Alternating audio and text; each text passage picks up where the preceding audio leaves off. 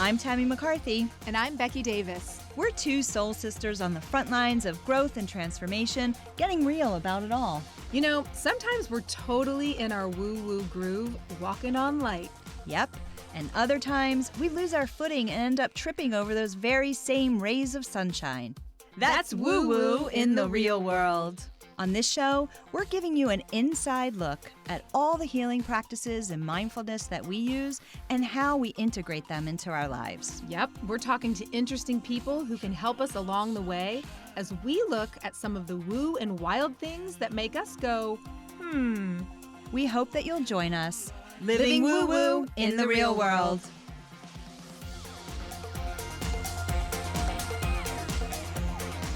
Well, welcome back to Woo Woo in the Real World, and this is the Earth episode, and our theme is rituals. Today, we're going to be talking about some grounding practices and rituals. thank goodness I could use it today. I know, and we have a special guest in the studio. We have Eve Kerwin, White Buffalo Woman, who is a shamanic healer and spiritual channel. So welcome to the studio, Eve. Thank you so much for having me. It's such an honor to have you here. I'm honored to be here. Thank you. So a lot is going on. A lot is going on. And first of all, I just want to say props to Becki if you're watching the video. For our Earth episode, she just ran out into her garden, and we have this beautiful hydrangea, and we lit some candles, and we have little mini pine cones and leaves, right? And I'm already feeling more grounded. I know, it is funny when just you bring, by this tabletop right, when you bring here. nature in, it does do And then, that. I brought a little smoky quartz here, which is a stone that I've been grabbing lately to feel a little more grounded and bringing it into my meditation practice. Really? Yeah. So Nice. I Can I really, hold it? of course you can. I feel like I need another experience of holding something today. When you watch Yeah. our bonus footage from Eve's Yes. So healing room. we started out at Eve's home where she does her private one-on-one healing sessions, and we went into Eve's healing room. And my goodness, that is a video that you definitely want to watch because she gave us a tour, and it's filled, very nicely filled, because you also just redid your space with many artifacts and sacred artifacts and objects from Eve's travels. So we're going to dive into all of that. Eve also has written a book. She's co-authored a book about her life. It's called The Awakening, The Life and Work of Eve Kerwin, White Buffalo Woman. And we're going to link to that because you can get that on Amazon.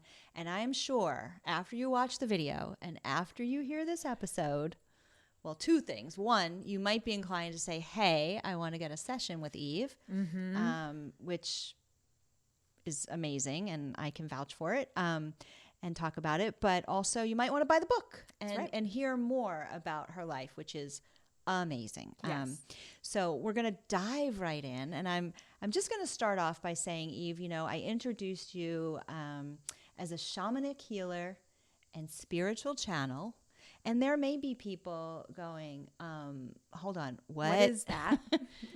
What is that? So before we dive into how you came into this work, which is fascinating, let's just start off by helping folks understand what a shamanic healer is and a spiritual channel and how you came to, get that title. But let's just define it first. Well, shamanism is the oldest form of healing. Really it's the ancient of the ancient ways. It was more tribal. The tribes, of course, since the beginning of time, no matter what tribe it was, whatever, all over the world, it's the medicine men, the medicine women. And it's the old way, old form of healing. Now, healing is healing. All healing is great. Of course, it's needed, it's beneficial, it opens us up, it enlightens us in many different levels of the earth, air, fire, and water understanding, and of course in the spiritual, mental, emotional, and physical bodies, our auric fields. So shamanism is very, very deep, and it works in very, very different levels with each individual according to what each person needs for their uplifting experience to keep graduating their soul to the next level, and that is the basis of all of our souls, is to keep upgrading your knowledge and your understanding, but it's upgrading the soul so that when we finally come to the end of this lifetime, the life that we all living now presently, we will be placed accordingly to where we left off from this present lifetime to move on to the next level of life, wherever that will be, whether it will be here on Earth, once again within the Earth, or in an outer dimension. We don't know where we will be placed, but we will be placed in the ethers somewhere out there, or on Earth once again. But it is the basis of what you're achieving presently through your soul this lifetime, and where your soul wishes to take you to keep graduating the higher and higher consciousness that you've earned from the knowledge this lifetime, but also combining it with your past lives of which you're trying to clear out from your past in conjunction to your present day living way. So there's a whole underlay, middle of the road way of understanding how the system really works to escalate your rhythm and acceptance of what your next step needs to be in your consciousness and evolution. There's a lot to unpack. That is a lot to unpack. And I guess my first question always Sure. is to people who have this kind of knowledge. How did you come into knowing this? Wow. That's a very, this, I could talk for hours just on this one question. But with me, personally, the process that occurred for me was since I was a child, a young child, I was always experiencing paranormal experiences, never understood them. There was no one to explain it to me. I would try to seek guidance and ask questions. I went to Catholic school. I was taught by the nuns. And they looked at me like, what is this little girl talking about? What is she trying to find out? They didn't understand where I was coming from. But I was always having these experiences, and I was never having the answers that I was looking for received through me. I really wasn't receiving answers. It wasn't making sense. But people would say, oh, it was probably just your imagination, or what you were dreaming, and you didn't really understand that you were really dreaming, but I wasn't dreaming. and things like this. And it was always like a major question mark, major in my mind that never went away. But what was I to do with it? So I just kept going from day to day, living my life, et cetera, et cetera. I was a child, and as life unfolds, it kept unfolding.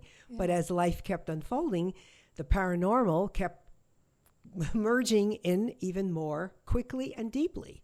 Could you give an example of when you say paranormal, like give us an example of what was happening to you as a child? Okay, one really deep experience. I was probably in my early teen years, and I was sleeping, but I woke up. I was not dreaming. I woke up in the middle of the night, knowing that there was a presence standing at the foot of my bed. And sure enough, I look straight on, and there's a man standing there. A man, like a man would look, but he had on a white shirt and black pants, black trousers. And he looked normally like a man would look, and I'm saying, who is he? And I started to scream uncontrollably. Now, it was probably like 2, 3 o'clock in the morning. Well, that'd be scary. So yeah. And the whole house was asleep, and I'm screaming. I sit up, like I bolt up in bed, and I'm, sitting up now in bed, screaming like hysterically. And my father comes running into the bedroom, of course, and he's saying, what's wrong? What's wrong? What's wrong? And the man just disappeared and walked through the wall. Oh, boy. And I said to my father, didn't you see him? Didn't you see him? And he's saying, see who? Who? He says, it was a bad dream. I said, it wasn't a dream. There was somebody here. And he walked through the wall. So now my father's running through the house uncontrollably, checking the whole house out, and no one to be found. But it was a visitation. And so he didn't look like a far out type of being or, anything scary. He just looked like a regular man, is all I could say. But I've had experiences with situations that there were beings, many beings visiting with me. And as I became older and older, I was more in tune to it, and I wasn't all riled up. Like I had one experience, I woke up, it's always, I wake up, I'm not dreaming, I literally wake up, and there was a Native American Indian standing at the foot of my bed. Huh. And he was a very, very big, huge Native American in the buckskin with the what do you call it, the hanging, the tassels, really regal, very regal, muscular. And I wasn't shaken, but I said, "Who are you?" I said, "Who are you? And what do you need? What do you want?" He says, "You know who I am." And I said, "No, I don't know who you are." But I did get to know who he was because when I was in 9th grade, so how old was I? I don't know. 9th grade, how old? 14? 14. Yeah. 13, 14. I had an experience with a classmate who their family, experienced something with this Native American Indian. And he appeared to her brother in their home. They were raking leaves. It's a big story. It's a long story, but I'll try to consolidate it. And so she told me the whole story, and she was all like animated telling me this story. It was on a Monday morning at school. So I'm listening to this story in depth, and it made such a deep impression in my mind. But, it never left my mind. It was the same spirit that he appeared to her brother. He was a soul that was stuck. He was Native American. It was in Coscop, Connecticut. And he never crossed over. And that area was all Native American territory. And I grew up in that area as a child. That's where I lived as well. So, I was kind of in tune to the understanding of the Native Americans there. And anyway, he said to me, when he's standing at the foot of my bed, he said, "You know who I am?" And I said, "No." He said, "Think about it. You know who I am." And then it hit me that he was the Indian that I retained in my mind from the story that I heard from my friend explaining the story, what happened to them the day before. And he said, "I need your help. And you're the one, I've been waiting for you. I was waiting for you to graduate yourself to where you are now, because I came to ask you for help. I need to be crossed over." So he made his plea to me if I would cross him to the other side, because he was stuck. He was stuck in this dimension. So at that point, if I may interrupt. Yes. Had you ever crossed a soul over? Oh, yes. So this was later when you knew that you had this gift. I was able and you to were do able this. to do it. Yes. So you had some experience at this I was point already when this crossing, was yes. like, okay, gotcha. And so he said, "I need your assistance." And I said, "Yes, I'll do it. Of course I'm going to do it." So he left. He just vanished as fast as he came. He vanished. He just poofed away. And so I started to think about it, and I knew I had to do it rather quickly because it was on my mind, and I wanted to achieve what he asked from me. And I knew I had to do it within the next few days. So I chose the day, and it was starting to rain that day. And I said, maybe it's even better because I'm going to be doing this outside, and I'm going to be using my drum, and it's going to probably attract attention. It was in a, wasn't in a secluded area. And I did go to where I knew from the story that I heard about when I was this, young teenage girl. I went back to that area, and sure enough, I parked my car, and there he was. I saw him, through my eyes, it was etheric. There he was sitting in the tree. He was sitting up in the tree. Oh, wow. Waiting for me. It looked exactly the same, dressed in the buckskin, big, brawny, very muscular, handsome Indian there. And I started, banging my drum and starting my ritual to bring him, get him, to get his attention, to, kind of in a way ground him, but not really, because he was out of his body, but to get him focused. And then I crossed him over. And he did go. He Wow. went. And so that was considered paranormal, you know, I would say. Yeah. But I've had many, many experiences. I could go on and on. I could talk about it forever, of different experiences with the paranormal from other dimensions. Mm-hmm. And So let's back it up for a moment, right? Because first of all, wow. I know, that's what I'm just thinking. I could get so lost in all the stories of Yeah. it because it's so incredible. It's so interesting to hear. Mm-hmm. But let's just back it up to, which I think is probably what started maybe your official work in this way, right? Which was, you know, you have experienced a lot of tragedy in your life. yes. And I mean, I would think that possibly the death of your sister at a Yes. very young age Yes. was kind of the first. I was 16, she was 12. Oh. And it was a major unexpected situation. We did not expect her to pass away. She passed away on a Friday afternoon. And, you know, it was very traumatic, and it was very traumatic. And that evening, that Friday evening, our house was filled, overflowing with neighbors, relatives, friends coming to support us because it was such a tragedy. And it was just terrible. I mean, when I think about it, but my mom and dad really were just beyond, Yeah. and She myself. was the youngest. She was the correct? youngest. So you're one of three? One of three. I was Okay. the middle sister. I was 16. She was 12. My sister that passed, her name was Mary. I was 16 at the time, and my older sister was had just started her first year of college, so she was about 18. And she was out of state. She was in college, so she was not present. And so she had to fly home. She came home the next day. But so the house was overflowing with so many people. And it was very overwhelming for me. And I was just crying uncontrollably. I was just like traumatized. So I finally slipped away from the crowd. And I went up to my bedroom. And I'm just crying, constantly crying. So what I did was I went into my mother and father's bedroom firstly before I went into mine. And the reason why I did that was my mother always had a beautiful statue, a very large statue of the Blessed Mother in her bedroom. And I went on my bended knees in front of the statue, and I was crying uncontrollably and praying before the statue. And I'm saying, I don't understand this. Why did this have to happen? And, you know, I'm just talking like this uncontrollably and sobbing. So then I went into my bedroom, and I never turned on a light, never flipped a switch. I was in total darkness in my bedroom. And I just removed my clothes and slipped my nightgown over my head, and I had a double bed.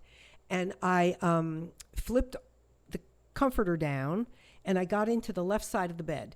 And I just stayed, I was flat on my back on the left side of the bed, crying uncontrollably, and I'm sobbing, but the room, mind you, was dark and never flipped the light switch on.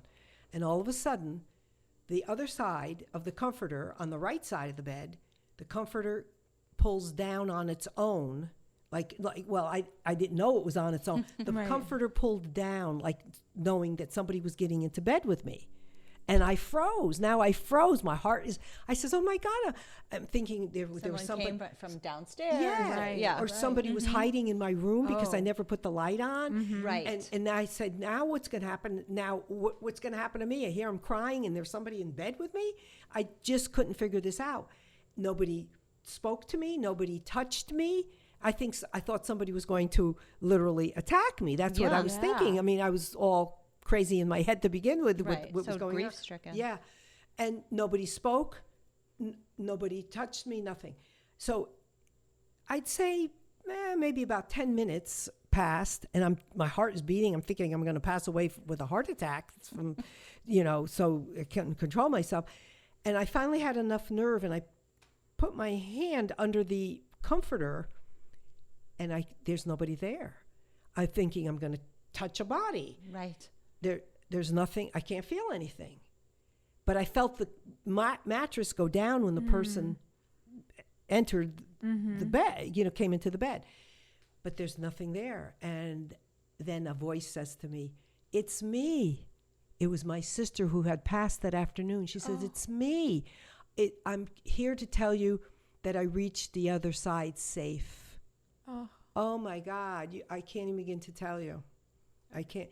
That was the true awakening. That's why the title of my book is The Awakening. That was my major awakening. And that told me everything. Not right then and there, but as time passed, I started understanding these paranormal situations. And here I had one with my sister who had just crossed that afternoon to the other side. She came to comfort me.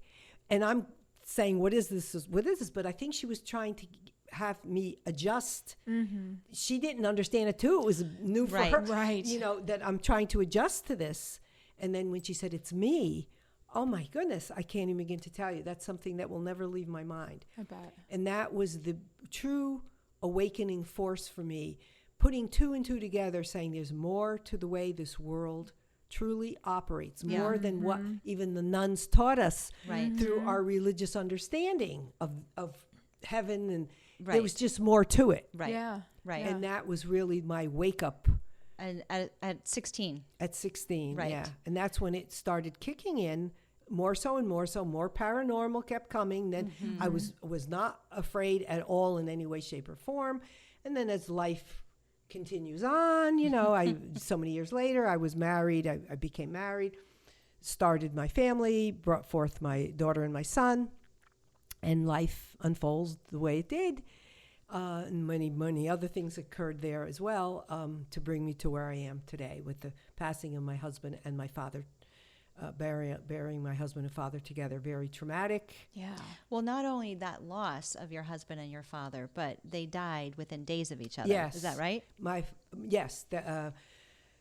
father died on a Friday night, and my husband died Sunday morning. Wow.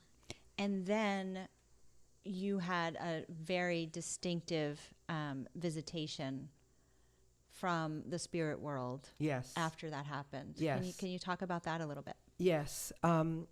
Now, of course, so many days later, not many days, because my husband passed on the 14th of August, 1994, and this occurred August 20th, 1994. So I wasn't given much time. And my father passed on the 12th. So my father passed the 12th, my husband passed the 14th, and then on the 20th, I have another major experience. And it was White Buffalo Woman, who is now my main and primary guide, who I'm representing on Earth at this time. This is why I've claimed the name White Buffalo Woman, but I was told that this is my name, White Buffalo Woman. I'm representing her essence. And she explained everything to me and told me that it was her that had a major role in my paranormal experiences because I was being tested. I had to be tested to see if I had what it took to execute what I'm doing today in my work with my fellow man. You know, the work is deep situations that I work with today in the cases that I do in the situations. And so she said, I passed the test. Because if I had said, whoever you are, leave me alone with all these experiences, she said, you were not the candidate. I would have left you alone. And that would have been a shame if I took that route. I never would have had that answer. You know, so there was something in me. But that's why I guess I was chosen as well to do this work because she saw that in me in the beginning. And so I guess I had to prove it. And thankfully I proved it. Yeah. So on August 20th, 1994, yes, you get this visitation from the White Buffalo Woman. Yeah. Where are you? Are you... Yeah, and what are you doing? Like, were you meditating? Were you in some kind of ceremony? Did she come while you were in the shower? I was still very much traumatized, from the death. I can imagine. Yeah. But I was basically in the room that is now my healing room. So I guess that was like the initiation, perhaps. You know, that's the room, whatever. And she said, now your true work begins. Your work on earth now, what will occur for you is your true work, is the reason why you're here. And and here I am.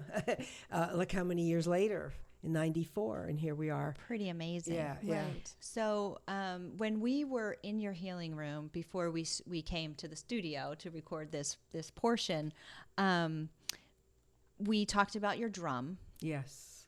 And in the explaining of your drum, which is an amazing object and a big part of your work, you had said that in a previous lifetime you were married. Yes. To a medicine man.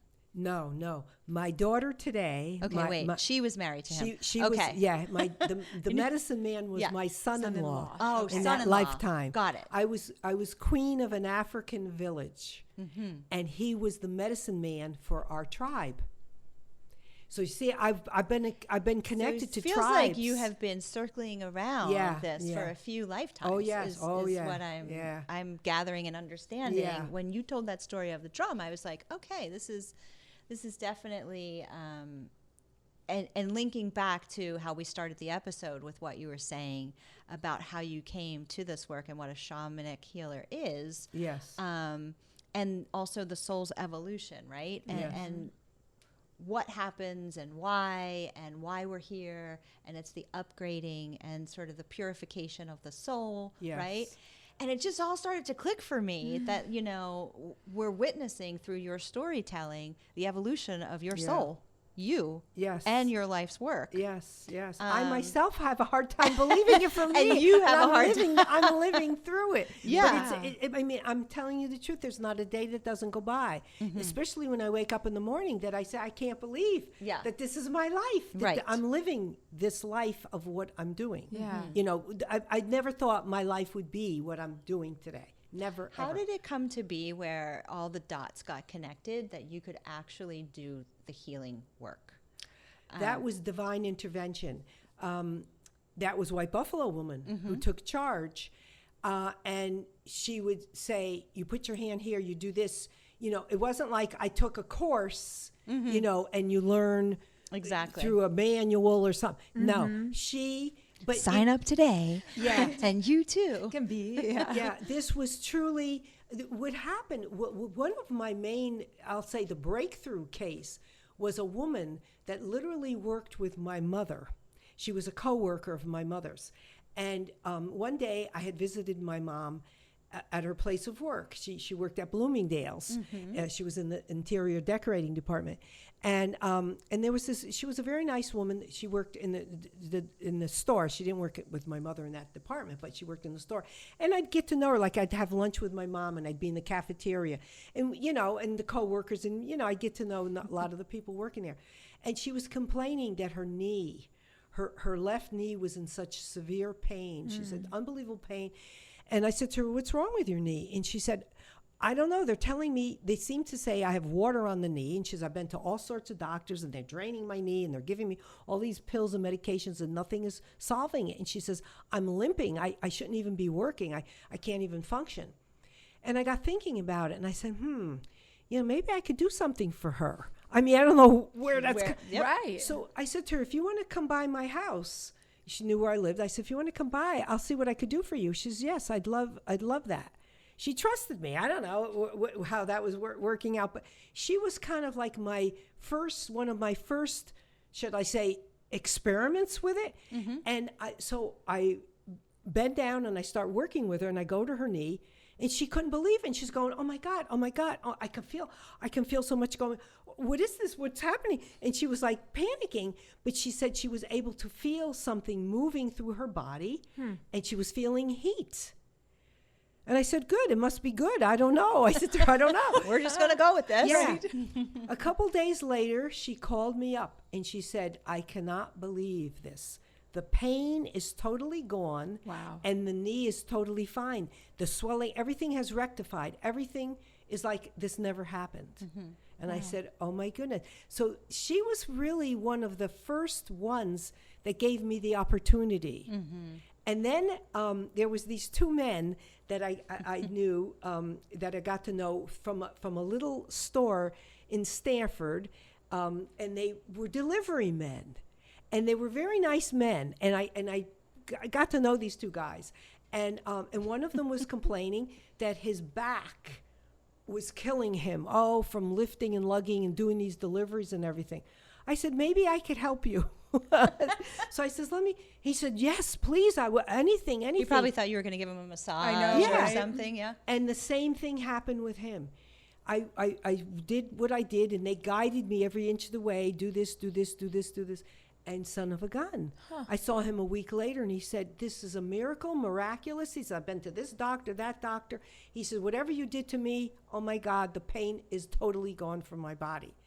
So they were showing me. Right. But that's what it was. They were proving to me. Mm-hmm. So this is how it just kept escalating and escalating in so many different levels. Mm-hmm. So fascinating, right? Very. So just tying it back to the real world, right? Because this is a lofty conversation. It is. And fascinating. But, it's kind of like when I come across something that I'm reading, and, it's like, just trust that you're divinely guided, right? Or if you're reading your horoscope or, whatever it is in terms of that source of information that you might be going to look for guidance, right? And, have faith, trust. These are all themes, right? The downloads, the knowings, whatever that little voice is inside of your head, whatever. We as humans all experience that, right? And sometimes we're like, you know what? And it's like what we said in the fire episode. I just don't know, but I'm just going to go with this because something in my gut is telling me, right? And this is Eve's version of that, right? Yeah. She's like, when that woman's True knee was surrender. hurting, right? It's like she surrendered to it. She had some really intense things happening in her life. And she surrendered to this knowing, to this download, to this intuition. And she was being guided.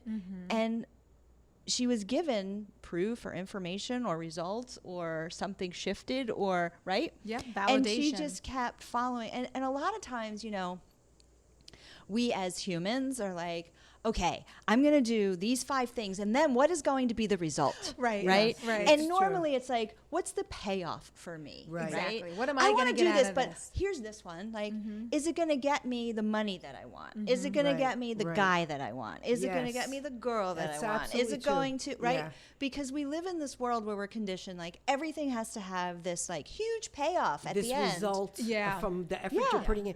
But Yeah. it's But- absolutely, I'm so glad you're talking about this. Yeah. Right? Okay. It's but absolutely true. sometimes it's just the next step. Yes. And that next step, if you just take it and if you just trust it, that is the whole thing. Right. It's the doing. Yes. It is the whole it's the thing. doing. It's the And it will lead doing you. and trust. And it Yeah. will lead you. But if you're looking for the 10 steps and you want to know if you take those 10 steps, Where that's gonna if it's go. going to, but also Yeah. is it going to be worth it? Right. Yeah. Yeah. Right? Well, no, you might be uncomfortable. You might go, I don't know why I should be touching your knee or your back. Right. Why am I talking to this delivery person? Right. Yeah. Yeah. It's But- absolutely true. Yeah. So it's, But I when I think back, I think back of everything really, but I really feel that I've gone out on a limb many, many times because, maybe it was the little feistiness inside of me that I've always had, even as a little girl. And I don't know where that came from. I was so different from my older sister and my younger sister. I had something in me that was always pushing me. And I was almost kind of fearless. And compared to my 2 sisters anyway, I mean, they were my comparison, I guess. I'm not trying to put them down, but there was something that I would always go the extra step. I was maybe the daredevil or whatever. And I don't know where that came from. But I think that was the push that always, unbeknownst to me or not understanding it, that was the hand of God probably Right. pushing me along my path to say, just keep going, and you'll see you'll be okay. And that's what I think is the bigger picture in my mind. Yeah. Because something kept pushing me forward to take another chance, don't be afraid, do this, and I did. Yeah. And your soul. That's I mean, right. that Yeah. was your soul also. Totally, yeah. And I think that happens to all of us, right? Because we're all scared. It doesn't matter what it is that's in front of us. People say it all the time. Like if you don't have something on your calendar that makes you scared, you're not investing or doing your time in the right things. You kind of need that to be on that edge, to constantly be seeing where is this going and where is it going to take me? And I mean, it is kind of interesting to think about what pulled you through or what pushed you through. And some people back it all the way up, Oh, yeah. back it all the way up Yeah. from that edge. But Yeah. because it is scary and it's frightening, but it's universal. I mean, the fear is real. The fear is real. fear Yeah, is real. Yeah, but but you that's see, the ego. The fear many Right. times blocks Yeah. people from going forward, Right. and that's unfortunate because they're not taking the chance that they're not allowing the opportunity to be shown to them, because then if it's proven to them, they'll take a bigger step and a Correct. bigger chance. Right. And many people are just so afraid to tip the toe. Tip your toe in the water? Yeah, they're just so afraid to even start the process. Right. They're protecting themselves. They're not really protecting themselves. They're shutting themselves down. Yeah. That's right. That's Right. And also, I'm so glad you said that. And I'm so glad like our conversation is focusing in this way, because I think that is such an incredible universal message, right? Because what happens to, I think, a lot of people, right, is you look at your friends, you look at your parents, you Right. look at society, Yes. and that gives you your clue for what you should be doing, Yeah. who Exactly. you Yeah. should be marrying, what Exactly. kind of car you should Right. have parked in That's your right. driveway, Right. what your own children should be doing because of how you were raised, right? And you must raise your children this way, and so on and so on and so on, right? Exactly. However, we come into this world, I believe, and like more and more, and through talking with you and so many others, that is like such an egotistical viewpoint of life, because your soul doesn't work that way. Right. Your soul gives you these nudges, and these whispers that may not make sense, right? Usually don't make sense. Right? I think, honestly, that's usually one of the first clues, and people get confused by that. They think it's supposed to make sense.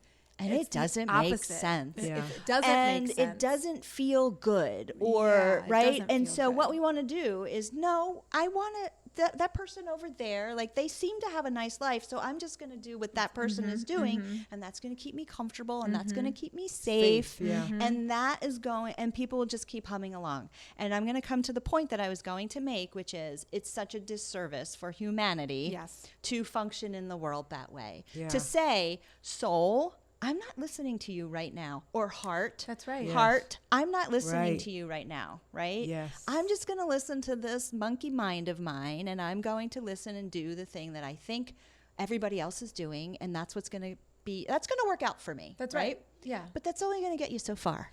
Yeah. And also it's not, so it's funny because there are two kind of Jewish phrases that are popping in my head right now. And one is the Tikkun Olam, which is to heal the world. And it's the mission of the Jewish people is to help heal the world. That is their charge. That's what they are guided to do.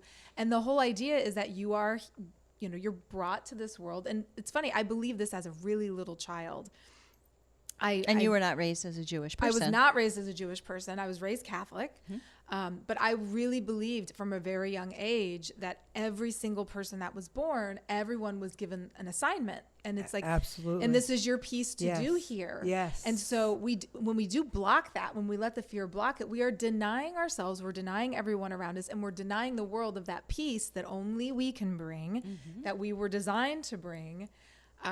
And it's that fear. And this is so the second Jewish thing that's popping in my mind is that there are two Hebrew words for fear. One is yirah and one is pahad. Tami has probably heard me talk about this 20 million times.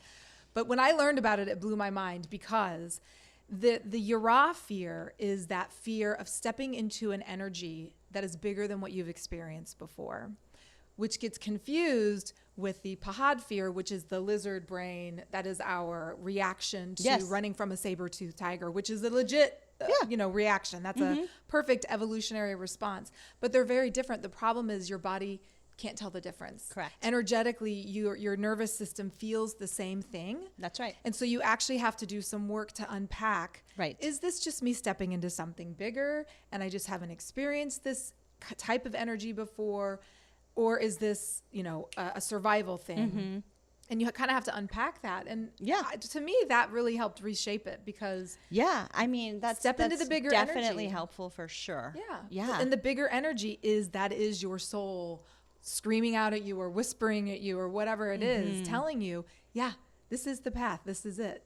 Well, the book I wrote, I believe it's right at the end, probably the last chapter. Can't be sure, but it's right at the end of the book. And the song that Frank Sinatra, "My Way," he was famous for a song that did it my way. I said, and I made reference. I said, as the songs Frank Sinatra sang, I've truly have lived my life my way, because when this all started for me, everybody thought I was crazy. Sure. People were saying, "What's happening to her?" She, and no one was going to stop me. I knew I had to do it my way, what I felt was the right way, and it was always proven to me the way I did it, and I live by that my way, because it is, you have to, it's your contribution. Yeah. You're here, be thankful we're all here, it's gratitude, and we're trying to help and assist our fellow man in every way. That's what it's all about. But if you stick to your convictions and you feel you are doing something for someone, if the old saying, if you just help one person, you did it. Right. So it's you have to claim it, stick with it, and execute it. Right. And that's the only way. It should be everyone's way. Yeah. of following for sure. through. Yeah. And I think, just kind of going back to the healing aspect of it, but also, the theme of our current season are the elements, which are so obviously important to your work, but also in this particular episode, we're focusing on Earth, right? And how Mother Earth can be used to help us ground and heal ourselves, right? And so that's important based on what we're talking about right now, because I firmly believe that if we go inward and work on our own healing, then we work on making our little pocket of the world a little more positive, a little more healed, a little more moving into this world of compassion and kindness, right? Which has a ripple effect as we all go out into the world. What our own individual healing does helps the entire collective, right? And the more that we're more alike than we are not alike. But there's so much noise in our world today because of technology, which technology can be a beautiful thing. We have so much technology helping us right now get this podcast out into the world, right? And that's all beautiful.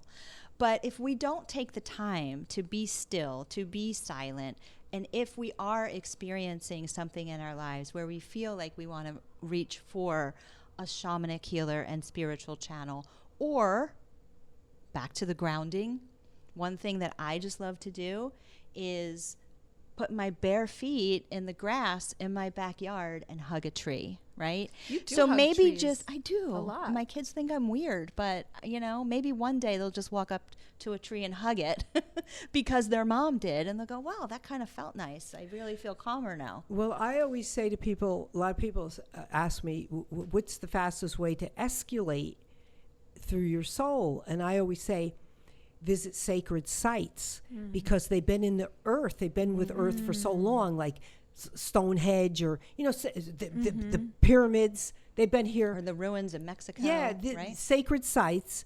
They've been with earth for so long, and the energy is embedded within those sites and in those plots of land where the sites are. What about the vortexes, right? Oh, I mean, they're all over. And that's the best way. Sedona is a big vortex. Absolutely. What do you mean by vortex? What are you talking about? Yeah, vortexes are like portals of energy. where the energy comes in. Now Sedona, there's all, there's the mountains, and Right. and so the spacecrafts, the ETs do land with the crafts. Of course, you're not going to see it with your eyes. Maybe you will, but they will go over the tops of those mountains, and they'll rest, or they'll go into them, and that's how the energy is so strong. And if you visit these places, it will be transferred. You will pick it up into your physical body. Mm-hmm. Interesting. Yeah. Interesting. There are many around the Throughout United the States. world. Around the world for sure. Yeah. But you don't have to go on some exotic trip to Yes. experience this. You could go out to Sedona. You could go. I was recently in May. I was in the Blue Ridge Mountain area there, and there's a yes. big vortex there. Yes, I went to absolutely. a place called Heavenly Mountain, which was Was it heavenly? it was quite heavenly, where there's a lot of healing work that's done there. But that site was chosen specifically because it's a healing vortex. But there are many. And Costa Rica, where I'm going to be doing a retreat in December, is a healing vortex. But many times too, I would Yeah. like to say Yes. that it's what we're eating as well, because many Good people. point. I'm Yes. glad you brought that up. Yes, because many people, I'm not trying to talk against vegetarianism. A lot of people are vegetarian, and they're eating too lightly. Every human, every soul, everybody's body is different. And it's just because some person says I'm a vegetarian, that's the best and healthiest way, doesn't mean everybody's supposed to eat that way. Some people do need the meat, but many people eat too lightly for their body, and the body becomes ungrounded. So therefore, they float out of their body. They're not even aware that they're floating out of their body. But when I work with so many people and they come to me for my services, I can't believe what I see. I'm putting them back into their body because they're floating away. They're like 2 feet out of their body, and they have no clue. This is why they're kind of ditzy, or maybe they're in a car accident that day because they were out of their body. You see, so it's a grounding. So if you understand how to work with your own personal body to ground it and keep it grounded, everything will be working. You'll grasp things faster, and everything will flow easier for you. But many times you're actually working against your own physicality due to not being grounded. Yeah. Yeah. I would say that I do think that that's one of the things in spiritual traditions, or even world wisdom traditions, especially organized religion traditions, they do ignore the body. And in some that, I think all three of us were raised as Catholics, they even go as far as kind of shaming you. So there is a distancing from your body and almost a disassociation, right? Yes. That you feel is necessary. And I think that that's a big, I've heard more and more healers and more spiritual people and more evolved organized people in organized religion acknowledging that, and acknowledging the damage, how damaging that is, because so much of the spiritual, not so much, all of it depends on our physicality. Yes. Our very physicality to actually carry out and live on this earth and bring into embodiment Correct. what it is that our soul is trying to do. Yes. So it's interesting, the divorcing of the embodiment and the physicality from the spiritual. Absolutely true. Yeah. We're so technical now Yeah. that's actually pulling from our bodies, and that actually can keep you ungrounded. Yeah. Somebody who's in front of a computer all day, that may be their profession, their work, but they're not balancing it out with other ways to keep their physical body grounded. They're actually, it's taking away. They're being robbed from their body, and Yeah. they're not understanding it. And so I think this is so fascinating. Yeah. It is. Because it just touches on, when we talk about this and why it's important is because the ultimate health, like we've talked about this, we've gone to lectures together and have heard other people talk about this. I know I read about this topic quite a bit. I know you do too. But to be whole, right? To be whole, to not only listen to your heart and your soul, but, and as women, we take on so much, and so many people expect so much from us on every single day, right? And so it is, yes, about replenishing our cup. It is about being whole and balanced, right? Yes. But it's looking at all the bodies, Yes. right? Our It's all the physical bodies. body, our Yes. emotional body, our spiritual body, Mental. our mental body. Yeah.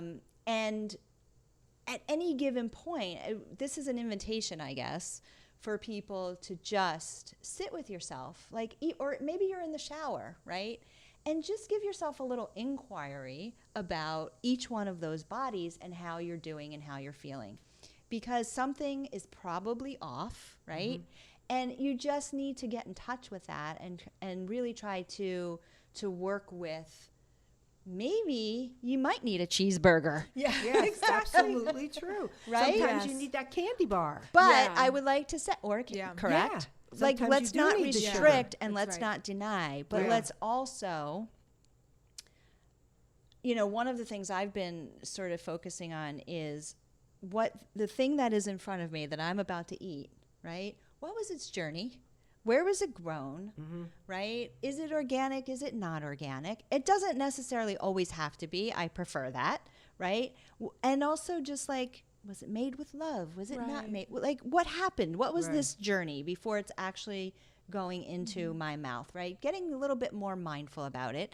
And that helps, right? Because also this disconnection with our body, or being 2 feet out of our body, we're shoving food in our faces. Yep. We're Yeah. moving from one thing to the next. And I know one of the first things I do is, I can't eat. I'm just going to grab a protein bar, or I'm going to get this, or I'm going to get that. And before you know it, like, we're living so not mindfully, right? That, and so much out there in the world, Yep. the earth, grounding, getting yourself a crystal and sitting with it while you're having a cheeseburger that's been, like, you know, made from grass-fed, Yeah. beautiful, regenerative, sustainable agriculture, right? Made from love, Yeah. right? Not this high process bullshit, but let's just think about what we're doing. Let's have more intention behind it, right? Yes. So true. I just want to say how I met Eve, right? She strolled into a store that I had, a local shop here, in 2019. Wow. So we're sitting here in 2023, right? And it reminds me, like, you never thought you were going to be a spiritual healer That's when true. you were a little Never, girl. ever. Yeah. And I certainly never thought I was going to be a shop owner, then not a shop owner, now with a podcast. Like, Right. you know, talking about, like, intention and just kind of what feels right sometimes is not what your soul is telling you, Yeah. right? Yeah. And so as I kind of just look at my own journey, I'm just like, oh, those are times you weren't in alignment and you didn't listen to your soul. Yeah. Right? Oh, it's the retrospect is so easy Yeah. to go back and kind And of so when pinpoint. Eve walked in, I was captivated by her energy, and I wanted to get to know her. I had no idea what she did. You gave me a card. And she knew nothing about me when I went for that first session. Yeah. And I mean, I have to say, like, my soul knew that I was in the right place at the right time. And I did not know what was going to happen. I didn't ask her to solve a problem for me. I didn't say anything, really. I was there because I wanted to clear my energy, and I Yeah. thought that would be good, right? And I was going through some stuff.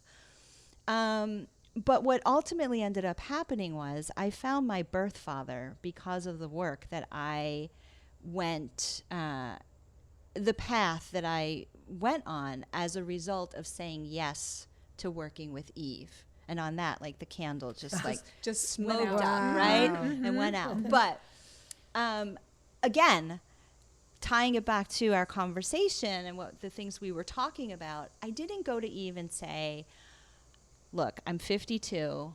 I don't know who my father is. I've tried to find him in multiple ways. It's not working out for me. Can you find my father? I didn't say that. That wasn't even part of our dialogue. But you know what happened? So I met you in 2019, and on January 12th of 2020, before the world shut down, I sat across from my birth father in a New York City restaurant, and it was something that my soul, my heart, the cells in my body I had a physical reaction. I had an emotional reaction. I had a spiritual reaction. Like there was just no denying what was happening. And it was because I surrendered to saying yes to whatever was going to flow from that first session with you. And we've had many since, and like the work is ongoing, and it's been amazing. But in every single instance, I know that karma's been cleared, soul has been cleaned up, true. or like has a bit more of a clear path that I can hear it better, right? And it goes back to what you were saying, Becki, like you got to listen to those whispers, but until you actually like hear them or give them space in your life. That's really it, right? It's the giving them space. Because like you said yes, you surrendered, you gave them the space. Yeah. For me, it's like talking about grounding, like really those whispers started coming through to me when I started going on long walks, which I did a lot as a kid. I was outside. Nature. Like think about that. Like how much we're outside as children playing, or at least maybe used to. I don't know if kids are still outside as much. Exactly. Likely very detrimental, but I was outside all the time. We were not allowed back inside. Like we got one come back inside and you could go back out, but if you came back inside again, you were stuck. Like that was our rule in our house. And so we were always outside, always in nature. And you know, as a kid, I felt very aligned. I felt very just in tune with trying the next thing. And like you were saying, like I don't know what was pushing you or whatever. And it was really as an adult when I started walking and doing long walks in nature again, that's when I started hearing the whispers again. And it required a lot of stillness and a lot of quiet. But there's something about earth and the grounding, the sunlight, we have the window open here. It's August here and you can hear the cicadas rattling in the background. There's something about all of that that really does just ground you. Yeah, it's good medicine. It is good medicine. So Eve, can you tell people, I mean, Tami and I both know because we've had sessions with you, but if people are curious when we're talking about, this work that you do, what would someone expect if they came to work with you? Well, I'm in a state of trance. I literally walk out of my body. A white buffalo woman walks in.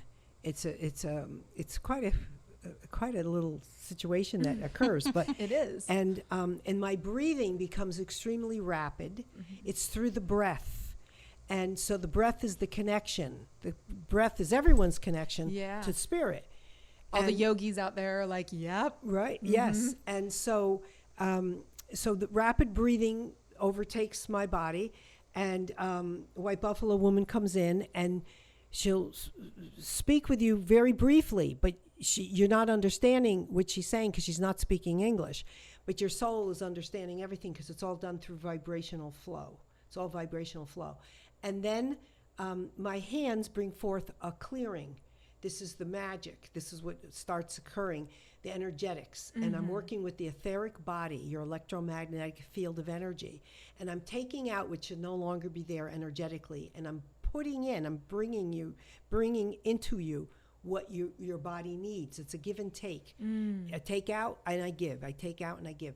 And so I bring through the alignment, and then and that's clearing karma and patterns, and we're cutting cords, and it's very amazing. Then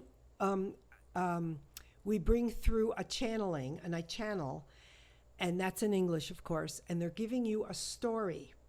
And I say to people, it's not for entertainment reasons. The story they're telling you, or the information they're telling you, they're giving you that information because the key is in that story to your life. They're telling you something. They're giving you the answer of what you're supposed to change. They're literally giving you the direction, what you're supposed to be doing for your next upload. Yeah, where you're going to go next. They're escalating you. And so they're getting you to understand karma and what happened to you in a past life, so that that's the reason why your life is kind of playing out the way it is now. And so they're giving you the answer. So it's within your own free will if you're going to work it through, execute what they're suggesting for you to do, or if you just stay where you are, good luck, because Right. you know that's your choice. But you're being given the option, and so they give you the answer. It's very, very, I'll say, life altering. I mean, I have people returning to me and they say it's changed their whole life. They went from A to Z. They said what when they're hearing you know what they need to do, and a lot of people hold back. But if you take that leap and just try it, you'll be surprised what can really kick in for you. Yeah, for sure. For sure. And I remember my very first healing session with you. I was working with my vocal coach, who we also had on the show, Marin Azoff. That's right. And I was working on, I think I was on the 3rd chakra, and I was having such a hard time with it. And she was saying, well, it's 3 and 2. They're directly, my solar plexus. So she was like, it's connected to your throat chakra. She was like, so we have to get to that, because, you know, there's a block, you've got a block on your throat chakra. And when when I went to my first session with you, not knowing any of this, I didn't tell you any of this in advance, right? And when you through the White Buffalo Woman, the first place you went was right here to my throat. Like, and you just started pulling and pulling and pulling, and you went behind me and pulling and pulling and pulling. And then, you know, the lesson for me was, in my immediate previous life, I drowned as a toddler. Yeah. And it was like your whole evolutionary purpose is to get yourself above the water this time. Like, pull yourself up. You know, you're the one who should be pulling yourself up, pulling other people up, get out of the water, basically. So it was really fascinating because you knew none of that. Nothing. Exactly. Yeah. Exactly. Yeah. Yeah. So it's very interesting work. It's very interesting, yeah. And then the person has the opportunity to question.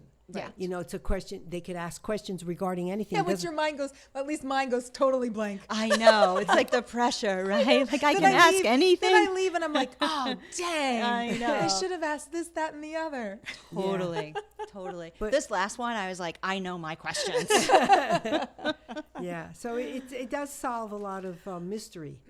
Yes. And it's like one of the events, and then we'll wrap it up, because I know we can just go on and on and on and on. But when we did an event together and we were talking to some of the women, like how was your experience? Because Eve was doing mini readings there. And there was a woman who attended the event who had a mini reading at the event with Eve. And we were asking her about it.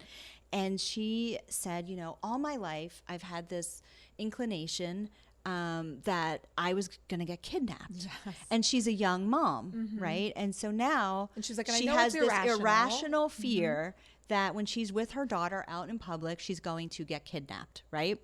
And Eve didn't know that. Nope. But what came in this mini reading in this crowded place was that this particular person had been kidnapped in a previous life, right? And knowing that and hearing that now, this woman was able to heal that about herself. Like, oh, now That's it makes sense. Now it's got context.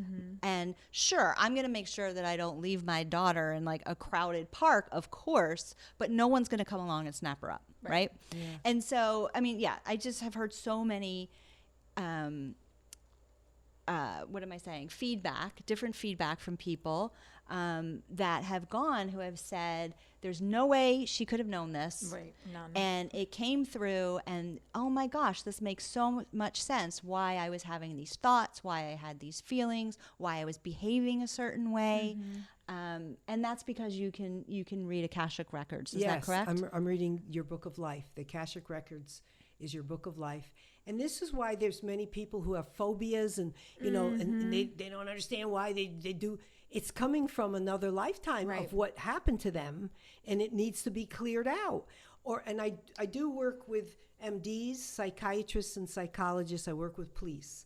So, you know, and so we're filling in the dots when I say we, White Buffalo Woman, is doing, you know, it's through me, through my physical body. But we're filling in the dots with a lot of the answers that even the medical field, the police, the psychiatrists and the psychologists especially get it when they send me a patient. And they say, I just don't know what to do with this person anymore because we're just going over the same material and I don't feel like they're really advancing. They send them to me and I say, don't tell me what it is. Let me figure it out myself. And we do it and it goes right to the heart of what that person has locked up in why they're going for to the psychiatrist or the psychologist. It's really pretty interesting. So it's clearing. It's constantly clearing you. Even if you come and you say, didn't do anything, trust me, Yes. it did something. Right. It does. You Some may just people not feel it, understand and how some people it's don't feel doing it. it. Correct. Or some people hear something they don't want to hear and they say, this is crazy. Yeah. They're not understanding the gist of what spirit It's is. going They're on not deep getting down, it. those They're subtle, rejecting deep it. They're levels. blocking their own opportunity to go forward. They're just shutting down. Yeah. And that's what's happening.